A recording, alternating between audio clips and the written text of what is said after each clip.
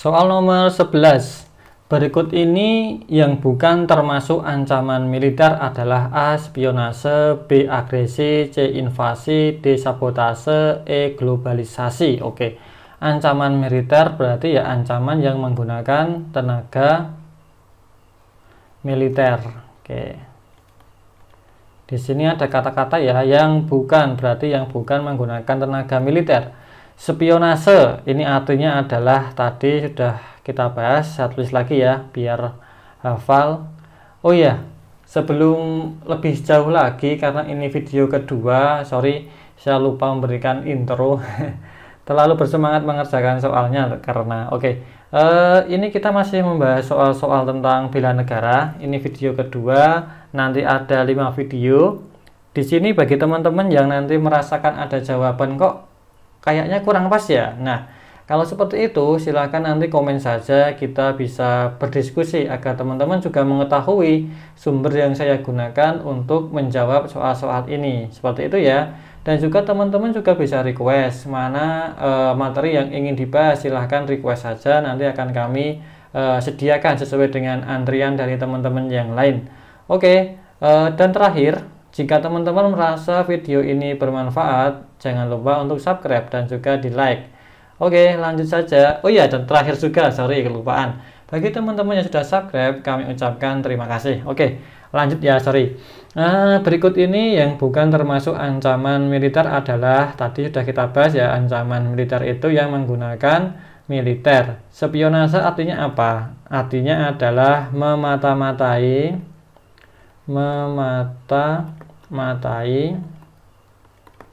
negara lain menggunakan apa? Menggunakan, kalau di kita namanya adalah intel ya. Intel ini ya sama dengan TNI sebenarnya, sama dengan menggunakan tentara. Yang B, agresi. Agresi itu ya agresi militer, pasti penyerangan menggunakan tentara. Oke. Yang C, invasi, itu sama dengan yang B, penyerangan menggunakan tentara untuk menguasai suatu wilayah atau negara, suatu wilayah namanya invasi. Sabotase artinya adalah pemusnahan fasilitas militer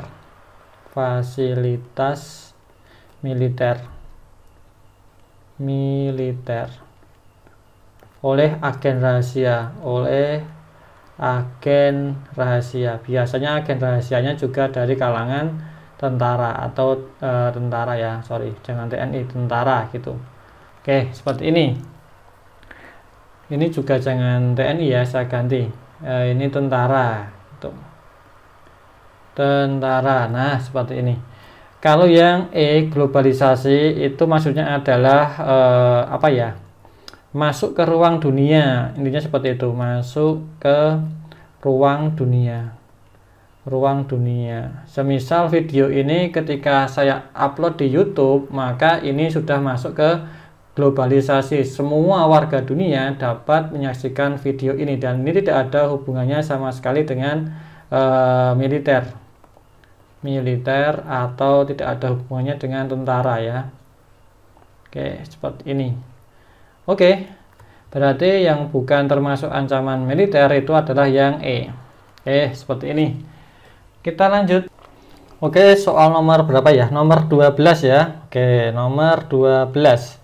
Seseorang yang bersedia rela berkorban atas nama bangsa dan negara dari rasa cinta terhadap tanah air disebut A. Nasionalisme, B. Patriotisme, C. Globalisme, D. Etnosentrisme, atau E. Sosialisme. Seseorang yang bersedia berkorban untuk negara, jelas jawabannya adalah yang B, yaitu patriotisme. Ini orang yang rela berkorban untuk negara karena dia mencintai negaranya. Kalau yang A, nasionalisme, itu artinya adalah mencintai atau bangga gitu ya, bangga pada negaranya. Oke, C itu maksudnya adalah lingkungan di seluruh dunia ya, semisal YouTube itu kan lingkungan di mana dunia menjadi satu. Yang D, etnosentrisme, ini artinya adalah terlalu suka atau mencintai sukunya, suku atau adatnya gitu ya, adatnya. Biasanya dia akan meremehkan suku yang lain, suku atau adat lainnya. Nah, seperti ini. Yang E itu adalah sosialisme, ini ya, ini komunisme ya, bahwa sosialisme itu intinya seperti ini. Semua adalah milik negara ya. Di komunisme itu hak pribadi tidak diakui. Jadi yang namanya benda ya, seperti mobil, motor, rumah, itu adalah milik negara. Perusahaan itu juga milik negara, perusahaan. Jadi kalau ada seseorang punya usaha, itu jadi milik negara. Lalu juga misal ada sebuah industri ini juga milik negara semuanya, tidak ada yang milik perseorangan. Seperti itulah yang namanya sosialisme. Oke, kita lanjutkan. Oke, soal nomor 13. Usaha untuk melepaskan diri dari negara kesatuan dikenal dengan nama A. Spionase, B. Agresi, C. Invasi, D. Separatisme, atau E. Konsolisme. Oke, ini jawabannya adalah yang D, yaitu separatisme. Ini di Indonesia juga ada ya, beberapa dari sejarah juga ada, sekarang juga ada. Tidak akan saya sebutkan, nanti tidak sensitif gitu ya. Kalau yang A, spionase, ini ya seperti tadi, yaitu mata-mata, intinya mata-mata. Agresi seperti tadi, yaitu penyerangan. Invasi juga penyerangan, tapi untuk menguasai, tidak hanya sekedar untuk menyerang, menguasai. Konsolisme ini artinya adalah memperkuat atau mempersatukan ya, mempersatukan. Teman-teman pasti sering mendengar kata konsolisme ini identik dengan kata konsolidasi. Ini sama maknanya dengan ini ya, yaitu memperkuat atau mempersatukan. Konsolidasi ini biasanya digunakan oleh siapa? Parpol ya, biasanya konsolidasi partai A, partai B, dan seterusnya. Oke, kita lanjut soal berikutnya. Oke, soal nomor 14. Dasar negara Indonesia dalam mengupayakan bela negara dilandasi dengan asas A. Kekeluargaan, B. Keadilan, C. Demokrasi, D. Monopoli, atau E. Kemakmuran. Nah, di sini perlu kita ketahui asasnya itu sebenarnya adalah Pancasila. Landasannya atau penerapannya ini di sini ya, landasan itu adalah demokrasi. Demokrasi kita semua berarti jawabannya yang C ya. Ya, demokrasi kita semua tahu intinya adalah dari, untuk, oleh rakyat. Intinya mengutamakan rakyat. Ini demokrasi. Sehingga dalam bela negara itu ada dua cara yang tadi sudah kita bahas, yaitu fisik. Ini adalah membawa senjata, dan juga ada yang non fisik. Non fisik ini intinya adalah bekerja sesuai profesi. Yang siswa ya belajar, yang dokter ya menjadi dokter yang baik, yang lainnya menjadi yang lainnya. Nah, seperti itu ya. Kalau kekeluargaan ya tidak, keadilan tidak. Kalau monopoli ini apa sih artinya monopoli itu? Teman-teman tahu nggak apa arti monopoli? Ini bukan game ya. Monopoli itu intinya adalah hak tunggal untuk mengusahakan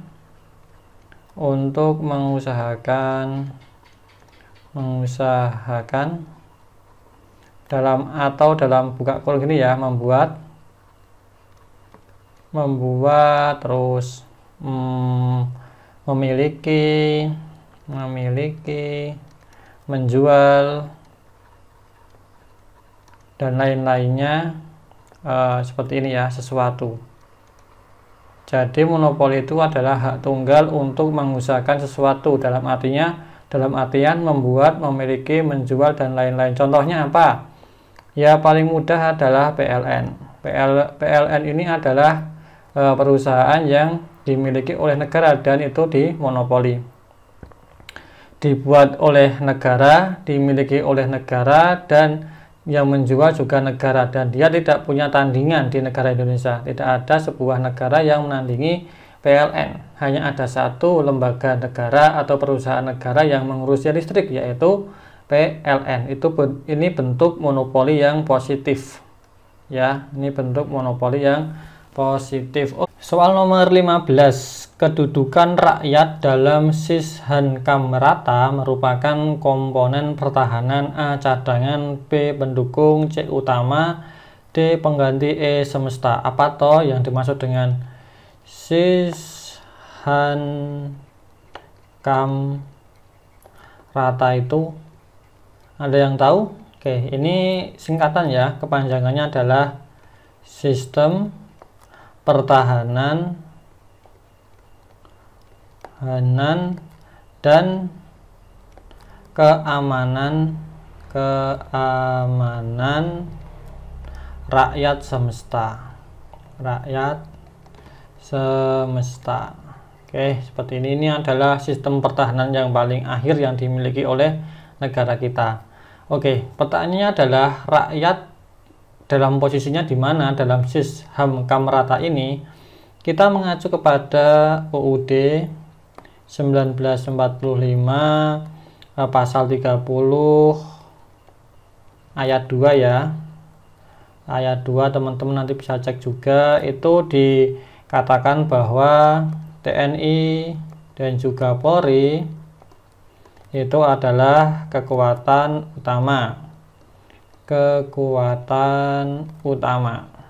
Oke.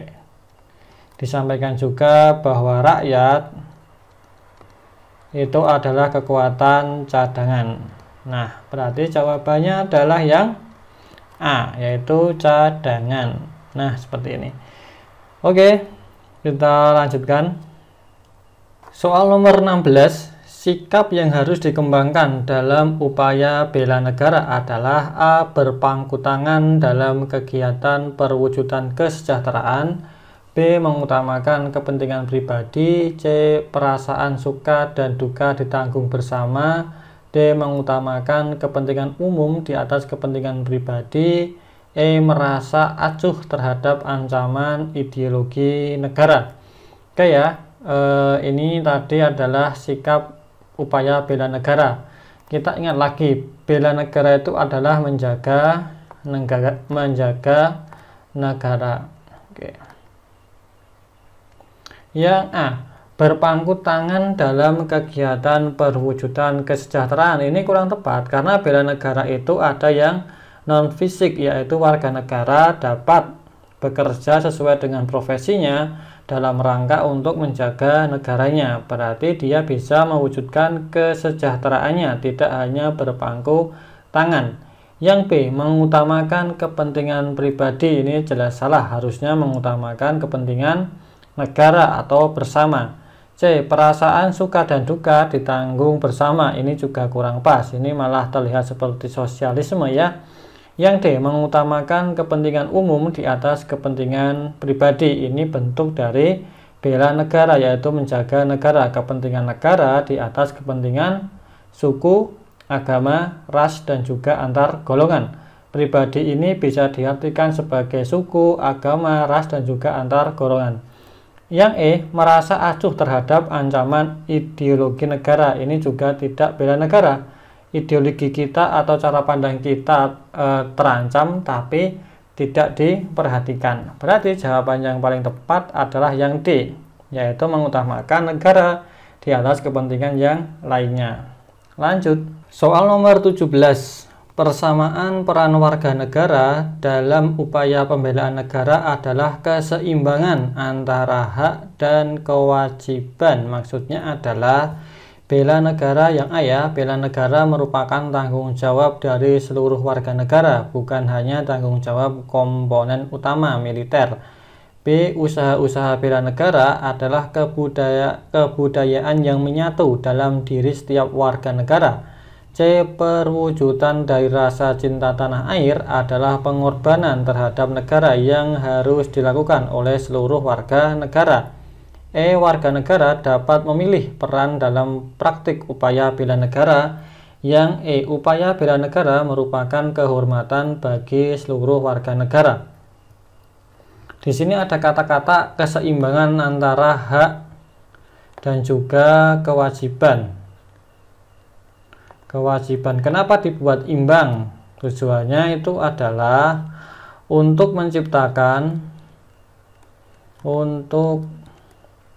menciptakan kesadaran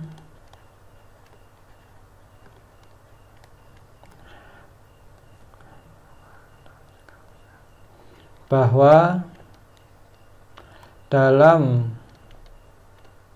segala usaha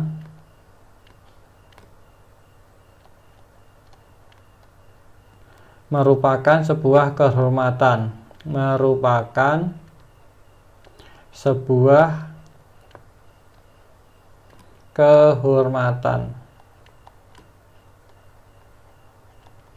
Nah, maksudnya seperti ini. Jadi jawaban yang paling tepat itu adalah yang E. Contoh yang paling mudah, misal kita ngambil contoh jadi guru. Hak dia itu adalah mendapatkan gaji misal. Oke, dia mendapatkan tunjangan misalnya. Tapi dia juga punya kewajiban, yaitu mendidik dan juga adalah membentuk moral. Nah, harapannya antara ini hak dia dan juga kewajibannya dibuat imbang agar si guru ini merasa terhormat dalam bela negaranya, yaitu menjadi seorang guru. Seperti itu, dan juga profesi yang lainnya. Soal nomor 18. Bentuk ketahanan nasional Indonesia yang memperhatikan kondisi geografis disebut sebagai A. Island State, B. Archipelagic State, C. Common State, D. Nation State, E. Welfare State. Oke, ini jawabannya adalah yang B. Kenapa yang B? Karena yang B ini pengertiannya adalah, oke, kita bedah aja ya dari yang A. Yang A itu island state, pengertiannya adalah pulau-pulau tidak menjadi satu. Jadi sebuah negara, dia punya sebuah pulau-pulau, tapi tidak menjadi satu, tidak menyatu.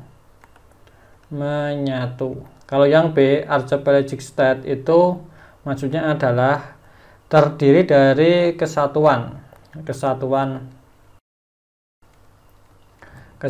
pulau, laut, dan udara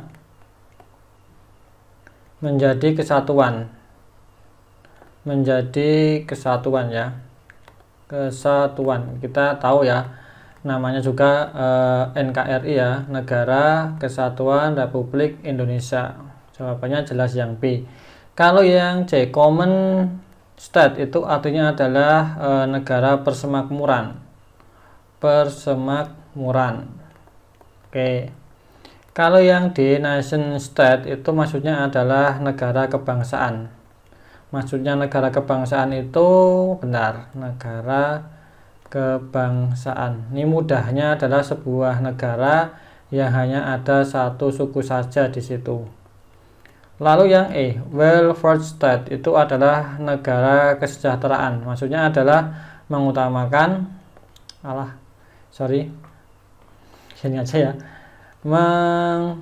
mengutamakan kesejahteraan rakyatnya, kesejahteraan rakyatnya. Oke, seperti ini. Soal nomor 19, kondisi tingginya tingkat pengangguran dalam suatu negara dapat mengancam A. pertahanan dan keamanan, B. rekrutmen politik, C. stabilitas politik, D. budaya nasional, E. sikap kemandirian bangsa. Ini jawabannya adalah yang C, yaitu stabilitas politik. Jadi ketika ada orang atau banyak pengangguran, maka warga negara itu punya hak. Salah satunya adalah dia punya hak untuk hidup layak dengan cara dia bekerja tapi tidak terpenuhi. Lalu yang B yaitu kewajiban ya. Kewajiban. Negara punya kewajiban yaitu memberikan kesempatan untuk lapangan pekerjaan. Lapangan kerja.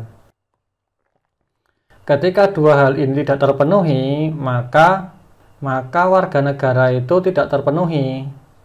Warga negara itu tidak terpenuhi, dia haknya tidak dapat, kewajibannya negara tidak dapat, tidak terpenuhi, sehingga stabilitas politik itu akan terganggu. Teman-teman juga harus mengetahui dulu pengertian dari politik. Politik itu apa sebenarnya? Yaitu pengetahuan kenegaraan. Ini secara teori ya, kenegaraan. Secara praktek, politik itu dapat diartikan sebagai sistem pemerintahan atau juga dasar pemerintahan. Nah, ketika ada banyak pengangguran, maka hak seorang masyarakat tidak terjalankan, kewajiban negara tidak terjalankan, sehingga stabilitas politik atau sistem pemerintahan atau dasar pemerintahan itu tidak terjamin. Oke, lanjut. Soal nomor 20. Undang-undang yang mengatur tentang usaha pembelaan dan pertahanan negara diatur dalam A. UU nomor 32 tahun 2004, B. Undang-Undang nomor 3 tahun 2002, C. Undang-Undang nomor 3 tahun 2004, D. Undang-Undang nomor 32 tahun 2002, E. Undang-Undang nomor 2 tahun 2002. Ini jawabannya adalah yang B ya, Undang-Undang nomor 3 tahun 2002. Di sana diterangkan tentang pengertian, lalu juga diterangkan tentang peran, diterangkan juga tentang bentuk, dan juga ketentuan tentang warga negara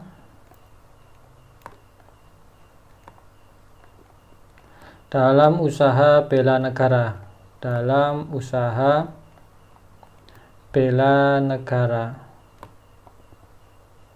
Oke, seperti ini.